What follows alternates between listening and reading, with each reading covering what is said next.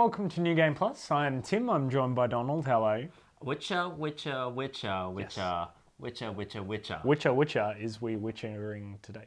Yes. I don't know. Witcher 3 As is you can in tell, this episode. The Witcher is very much on all of our minds. Tim, in 5 seconds or less, tell us how the game is so far. It's gorgeous and it's amazing. And then tell us in 3 minutes what the game is like later on in the episode. Yes, but we do have some non-related Witcher things this episode. Really? So we've got a movie segment coming up in the middle of the show, so look forward to that. We also have lots of coverage from the recent Battle Arena Melbourne. By the way, congratulations to all the winners from the various tournaments. We were there for that weekend. There was lots of hype in the air. Yeah, there certainly was. I mean, huge turnout as well. It's good to see everyone getting involved in the Australian fighting game community. And so many internationals coming down as well. You had Perfect Legend. You had so many of Smash Melee's greatest players like Mango and Leffen. And good thing that Ultra Street Fighter 4 was not played on a PS4 because that port looks absolutely terrible. Until it gets patched, I don't think it's even How playable. bad are we looking here? It's like you kick and you teleport to the other side of the screen and it's like jagged. You get 3 frames in a space of a minute. That's just pretty bad. That's just expert mode for Street Fighter. It's just mixing things up. It's adding a bit of random element. Because if Hearthstone has taught us anything, random number generators are the way of the future, aren't they? Yes, but it's not what you want in your fighting games. Certainly not. So hopefully they fix that up pretty soon. Because, as someone who relies purely on button mashing and random chance to win, you know what? I'll take it. But I think first up we have a review of Puzzle and Dragons.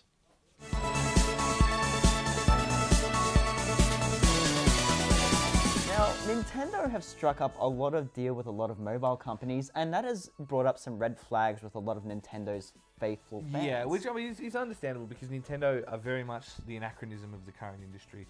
Their games don't drop price from initial retail.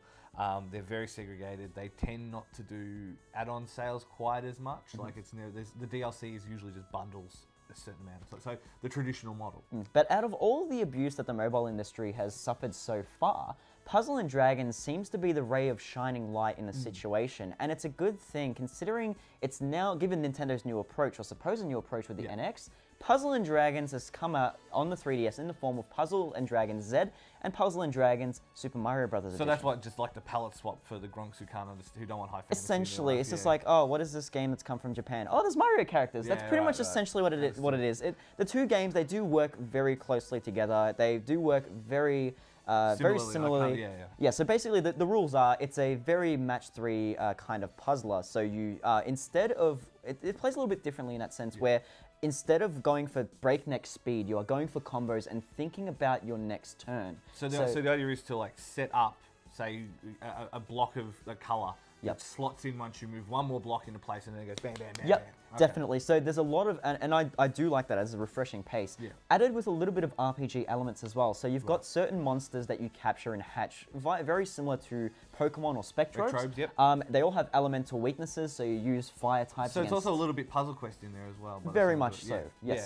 So, but I mean, like, it comes with both of them when you buy the 3DS version. But I mean, does it like, is it, you know, does it do enough to kind of differentiate itself from the pay-to-win kind of match 3s? Or? Yeah, there isn't really much in terms of pay-to-win. It seems to be you pay once, you get this fantastic game with RPG elements. You can play as much as you want. Like my first play session, I realized I went over about 6 hours. I'm like, oh my god, very addictive game. You better watch how much you play of it. Very good stuff. One time buy, and that's it. If you're not invested in a mobile game, you'll definitely be invested in this.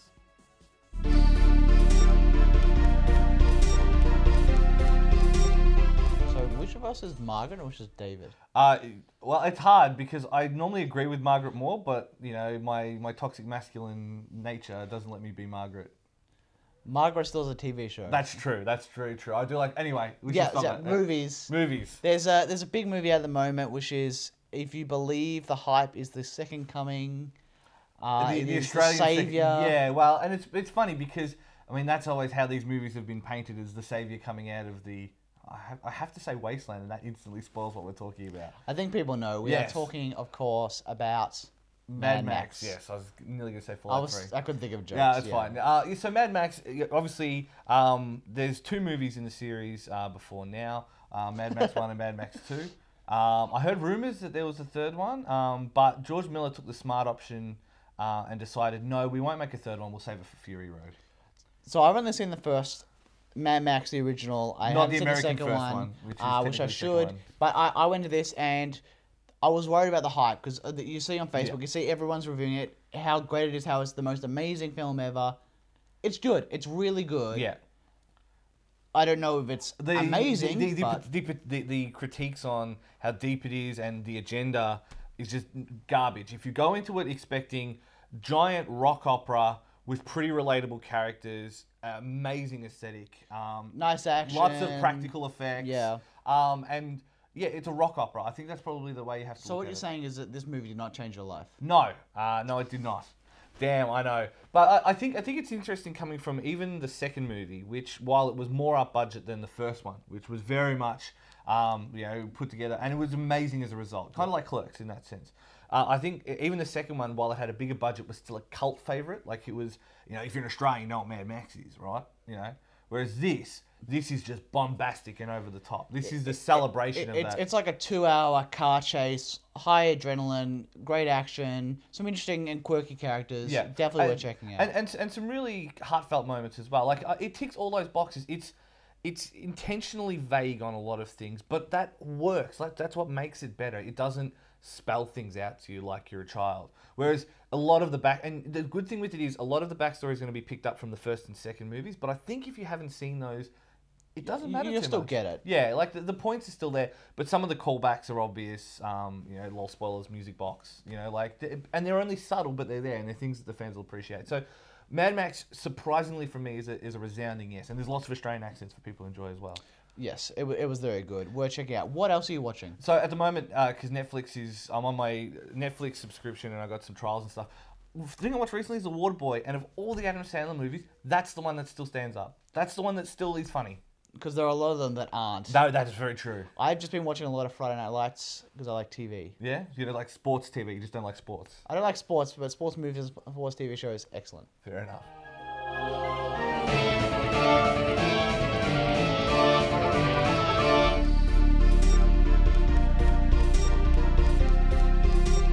Hello everyone, it's Matt here from New Game Plus, and we are here for Battle Arena Melbourne 7. Melbourne's and Australia's prestigious fighting game event. We are here showcasing a bunch of cosplay, a massive celebration of fighting game players and fighting games in general. We've got some awesome international players, some local players, people from Victoria, people from South Australia, New South Wales, Queensland, Western Australia, and even international players such as Perfect Legend, Leffen, Mango, Chillin, and plenty more. So it's going to be great, but who's going to take the Battle Arena Melbourne 7 crown? Let's find out.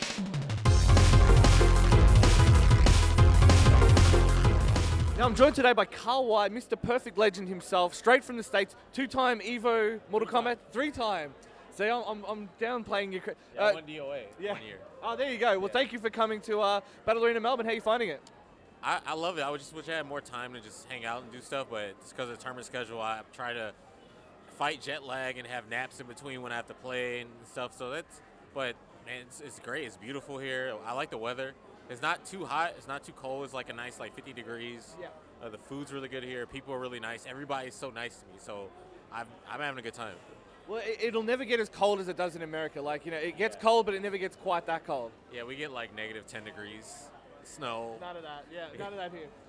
So you're here, obviously, you're over to play Mortal Kombat 10. We've got the big tournament here, but you're also here to play some other games. I guess we'll start off. How do you feel? What are your thoughts on Mortal Kombat 10? You really enjoying it so far? Yeah, it's really fun. Right now, it's just they've been doing a lot of balancing, and it's been keeping the game more competitive. Yeah. Usually, people complain about all the patches and stuff, but they haven't really done anything that's too drastic. Yeah. They just did minor damage modifying or stuff, but it's still really good. I guess one couple last questions before you go. MK DLC's coming out. Right. Who are you looking forward to out of the first season characters? I want to see Trimmer, mainly because with Trimmer comes the MK2 or MK Classic pack where Kung Lao gets a new costume. But I also want to see what they do with Trimmer, because people the community wanted that character to be in the game. To be honest, I'm not really looking too much forward to Tanya. I've never been that much of a Tanya fan. I want to see what they do with Predator. I want to see how he plays, like how they get him to work in the game.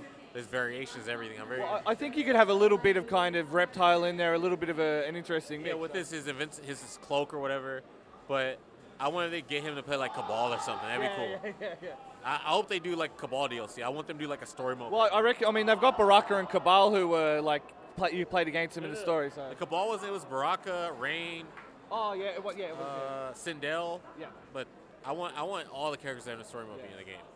Yeah, no, fair enough. And I guess what do you think you'll take away from your time in Australia? Like, what's the big thing you think you'll go home with? I mean, money, obviously, but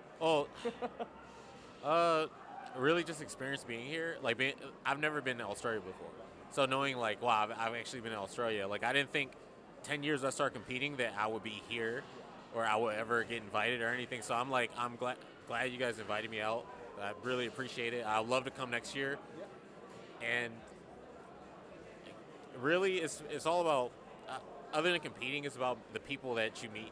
So I'm looking forward to just having lifelong, long-term friends. Yeah.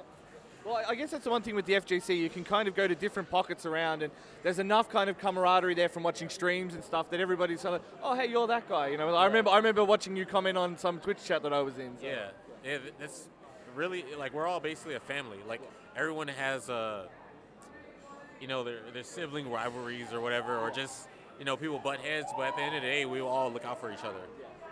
Hello guys, it's Matt here again, and I'm here with Attila, a pro Smash 4 player, and the only thing that's more dangerous than his Smash skills is his biceps. How you doing? Thanks, mate. It's good to be here. Yes, it's good stuff. So now let's jump straight into it. Like, being a really huge Smash 4 player, you've had a lot of presence within the ranking battles for Catch Warriors. Now, how is it with the international players? Like, how have you managed to adapt to them? Yep. So most of the international players are sort of Melee veterans. So they sort of play some Smash 4 and they use a lot of their fundamentals, which carry over. But since they don't specialize in the game, it wasn't really anything we particularly had to worry about. Oh, nice. So in terms of Melee, kind of the same kind of deal as well? No, Melee, they're kind of dominating Melee. There's a really large skill gap between the internationals and us. So Melee's a bit different, I suppose. They're older games, so they've had more time to sort of develop that gap. Yeah, nice. So as far as like them outside of the game as well, they seem like really, really nice and everything like that? Yeah, really cool people. They're just like us. They just want to hang out, just want to talk, get to know everyone. I think they're making a really, really extra special effort because, we sponsored them to be here. So they're putting in as much work trying to introduce themselves to as many people as possible, staying up late even though they're probably tired and jet lagged and the rest of it. So yeah, really cool people. Now, I did notice the Melbourne Melee people, everyone, like you mentioned before, banded together to get these guys, sponsor these guys down. Very similar to like what Kappa do in terms of, sponsoring people coming down. It's all crowdsourced. Will you see more stuff like this in the future? I'd like to say so. I think this is definitely the most amount of effort the Smash community as a whole has put into a tournament to try and get it as big as possible. It's sort of one of those things, it started with one person and then two and then 8. And that's just sort of how it evolved. So I'd like to think it would set a precedent for future events and, BAM 8 next year, but we'll see what happens. I guess it serves as a testament to the community and how awesome and how, I guess, not inclusive at all, but just how welcoming it is. Yeah. Well, you think back to when Melee was trying to make it into EVO and there was that donation drive for breast cancer research, and the Smash community together put almost $100,000 together, as a donation. So when you think about the amount of money we raised here, it's really nothing in comparison to that anyway. So. Speaking of currency in general, have we seen any money matches recently? I think there's been quite a few little money matches floating around. The bracket's still active, so I'm sure there'll be some after when the bracket's finished, and all those sort of little salty runbacks that didn't get to play out in bracket, they'll come to fruition. I'm pretty sure we need to see another Chillin versus Leffen. I'm pretty sure Chillin would want to agree with that, but... I'm sure Chillin definitely does not want to play that. I think Mango Leffen actually might go somewhere, though, and that'll be something that everyone wants to see. Little Trouble in Paradise, or...? Oh, they've got a long history, and it's a really good history too. And Leffen's kind of got the upper hand at the moment. When Mango's a very proud guy, so he doesn't like that very much. Oh, Jesus. So anyway, that's us done. Thank you very much, Attila, and back to you guys. Hey guys, this is it, the end of Battle Arena Melbourne 7. There's been some awesome matches played around, all around Smash, Ultra Street Fighter 4, Ultimate Marvel. I'm pretty sure they're still trying to clean the blood off the wall at the Mortal Kombat pit, but that's got nothing to do with us, we swear. So anyway, that about does it. Be sure to check our archives here at twitch.tv/NewGamePlusTV. And for all your Smash goodness, check out twitch.tv/Melbourne Melee. that's it for us for tonight, guys. We'll catch you guys next year for Battle Arena Melbourne 8.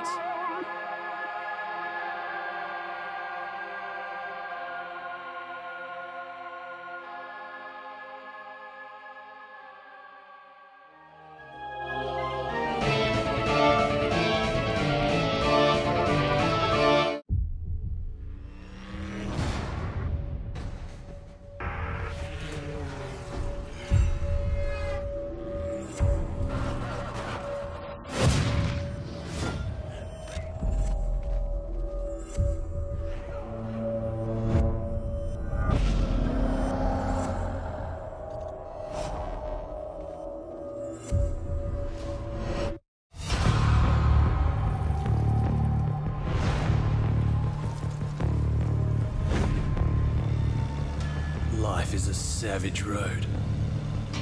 Out here, a man with no wheels is a man with no hope.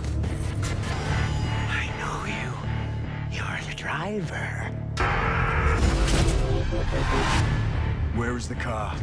Your black on black is scrap. It's gone. She'll never be whole again. It's a long, dark passage from which there is no exit.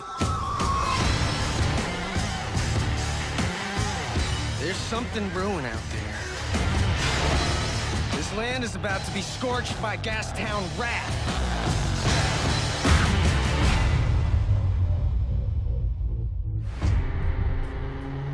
In these wastelands, the righteous path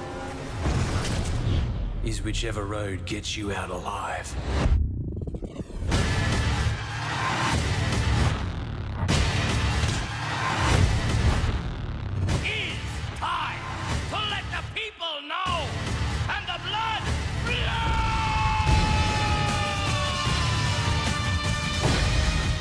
What's behind the crazy in your eyes?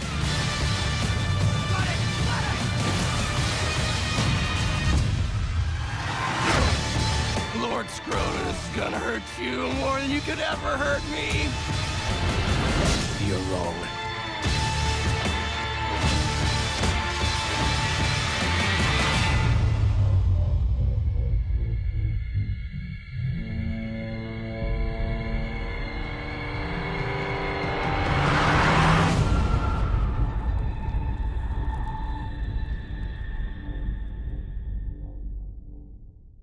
G'day, mate. I have an Australian accent in this game based in Australia. Yeah, I don't know if it's proper Australian accent in this one. But the thing is, though, the voice actor is an Australian, Brent Foster, if memory serves me right. And this was after a hoopla about they originally cast an American to play the main Australian character in this Mad Max game.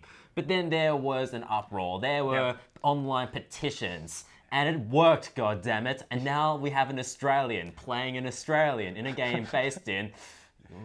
Line? Australia? Yeah, no, that sounds about right. Yeah.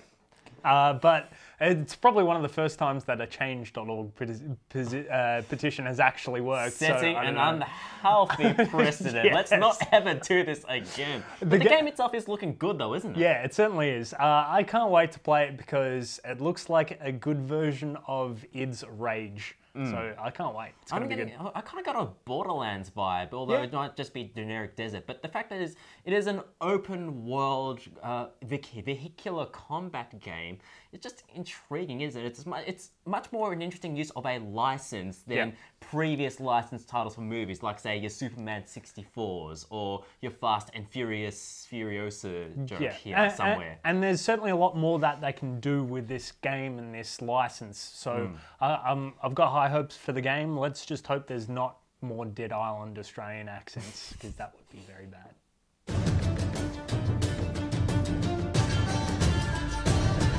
Well, my favourite RPG over the last few years has been The Witcher 2. Came out 2011, but it is 2015 and we have a new Witcher. The Witcher 3 Wild Hunt, and we have certainly been on the Wild Hunt, haven't we? We have been. We've been spending way too many hours in this game just because it's been so much fun. Yeah, and approaching this game straight off, the first thing you notice is it is a very pretty game. It is. And what I came into it, I've been playing it on my PC. I was expecting to have to build a new PC, and it runs fairly well on older tech. So I'm very surprised. But that said, if you have a beast, you can crank it up to 4K, then Uber sampling and all the hair works. So if you want to get the most out of this game, you can make it look absolutely amazing. Yeah, it's not great on console though, but let's not talk about that. Well, if you're playing it on a console, you're still getting a fantastic game. It's true. The gameplay itself is still there. It's been simplified a little bit, like the alchemy, the bestiarity, it makes it a whole lot easier just to know weaknesses, bosses, or enemies, and everything. But the gameplay itself and the combat, it still has that really nice fluid of like Witcher 2 style. Yeah, it has been, well, simplifying the mechanics a little, but the mechanics are still there, and they're still very enjoyable. Yeah. So with this new approachable Witcher 3, I think probably one of its strongest points is its writing and its world as well, because it's not necessarily just, this is the good option, this is the evil option. Yeah. This is The Witcher. There is no good or evil options. There's always other things that happen. It's murky, it's grey, it's real life. It's a thing. It really feels like it's drawing into the world that almost mirrors our own, except fantasy. Yes. There is no black and white. There is always like a more mature, like deep story to it. And The Witcher hits really, really well, and it always has, really. Since like Witcher 1, there's been a lot of morality that's not just, are you the light side or are you the dark side? Yeah, and they've brought in a lot of really good voice actors as well. For a Polish company to bring in names from Game of Thrones to star some of their characters is absolutely fantastic. So the main storyline has a very well produced, great story. But that said, a lot of the side quests as well, they're not just do and forget. You can get fairly invested in some of these fairly short side quests. There's like, you know, a lot of small side quests, and even the ones that have like connected stories. Like, you know, you've got 3 or 4 quests that make this really dark, scary story, and then you're like, what is good? What should I do? And it's a really, really well written story. It certainly is. I think in the end, this is probably one of the best Western RPGs out there, and it's definitely worth giving a go. If you like your RPGs, there's a lot of content there. You can probably get 40 hours out of the main story, but there's hundreds of hours of gameplay there. Absolutely hundreds. And dynamic beards. Yes. So, Tim, you very much like The Witcher, as the past 3 minutes just demonstrated. Yes. I've just started on my Witcher 3 adventure, and I'm not really typically into these sort of fantasy open world games, because fantasy just sends me to Yawnsville. And by Yawnsville, I mean giant spiders just give me the creeps. Yeah. But so far, in the opening couple of hours, it's just got me gripped. As in, the game throws open a lot of its mechanics from the very beginning. It doesn't sort of tutorialize you too deeply. The characters seem compelling, and there are no giant spiders, which so far is so good. Yes. And as far as fantasy goes, it's not your traditional fantasy. It's giant spiders. It's based off a book series, a Polish book series, and it has all that universe already built around it. And even The Witcher 2, I think, started without a tutorial, and that was just the very definition of throwing you in the deep end. Doesn't do that so much in The Witcher 3. It sort of eases you into it, but you get into it pretty early. It still seems like a PC Lord game. It is. But sort of adapted for consoles. Compared to Witcher 2 and Witcher 1, which were very much PC games for PC people who like playing on the PC. To be honest, the console ports, they do still look very good and they play very good. And if you don't have a gaming PC, it is certainly worth it if you have a PlayStation 4 and Xbox One. Until you look at some PC game footage and then you just suddenly weak. But even that, like the footage that gets released is all on $10,000 systems running at 4K and then downscaled with the hairworks and everything. But even then, it is a very pretty game on like your normal style systems, and the weather effects also just create this amazing world that is a pleasure to be in. And that was our second review of The Witcher 3. Now, but we should wrap it up for this week.